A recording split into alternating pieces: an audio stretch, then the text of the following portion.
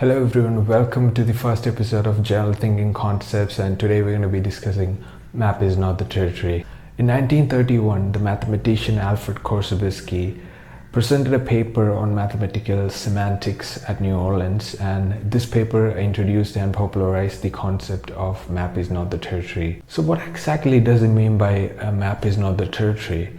The map of reality is not reality, and even the best maps are imperfect. Why, you may ask? Because they are reductions of what they are supposed to represent. If a map were to represent everything with accurate, complete details, then it would be no longer a reduction, and we wouldn't have any use with it. Now, you might be thinking that a map is something that we don't use on a daily basis. Then why is this concept so important?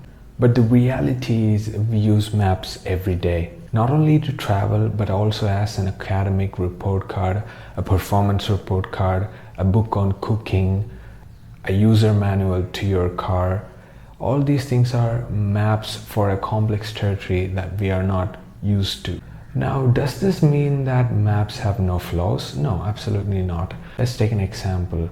When we read the news, we are consuming abstractions made by other people. Authors went through a lot of information, concluded, and made it into something smaller. This is what we consume through news. But something is always lost in the process. Sometimes specific and relevant details can be lost in this process. We often consume such abstracted maps as reality because we are too lazy to do the work by ourselves.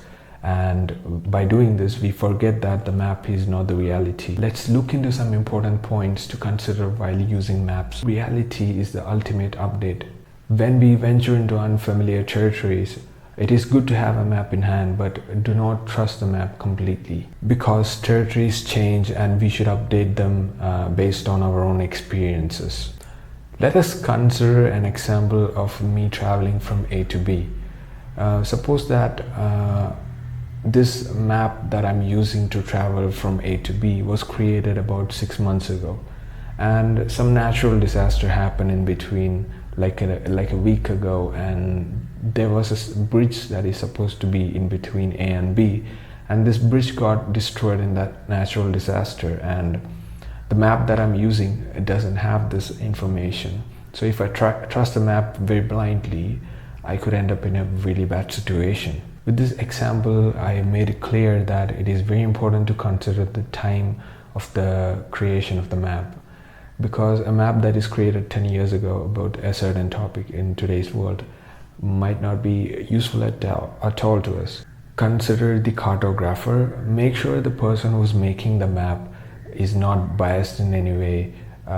Make sure he doesn't have any malicious intent, because it could lead into a very bad situation if we trust the map blindly without considering the cartographer as well.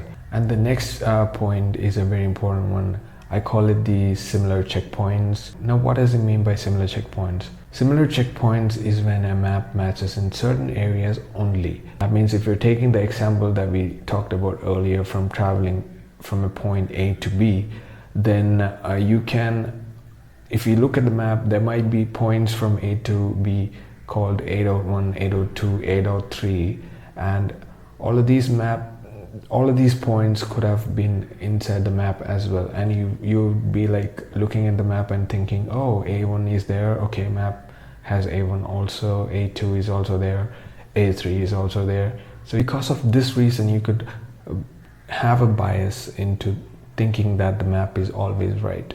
So there might not be an A4 in the map, but there might be an A4 in the actual territory. So you might consider that as well. But you can use this concept of similar checkpoints in human psychology as well.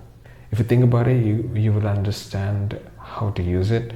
So that's it for this video. Thank you so much for watching. I hope you have a great day.